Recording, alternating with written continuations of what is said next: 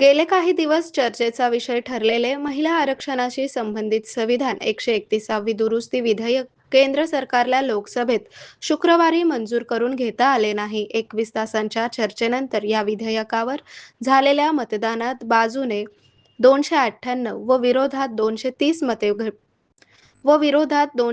मते पडली. घटना दुरुस्ती विधेयक संमत होण्यासाठी सभागृहातील सदस्य संख्येचा 2/तृतीयांश मते मिळणे आवश्यक होते, पण तो आकडा सत्ताधाऱ्यांना गाठता आला नाही. 2014 पासूनच्या सत्ताकाळात मोदी सरकारला सभागृहात एखादे विधेयक संमत करता न आल्याचा हा पहिलाच प्रसंग आहे.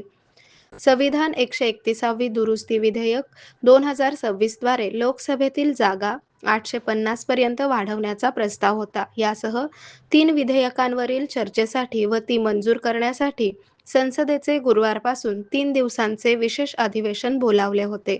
यावेळी झालेल्या चर्चेत विरोधकांनी केंद्र सरकारला लक्ष्य केले, तर घटना दुरुस्ती विधेयकासह तीनही विधेयके मंजूर होणे आवश्यक असल्याची ठाम भूमिका केंद्र सरकारने मांडली होती.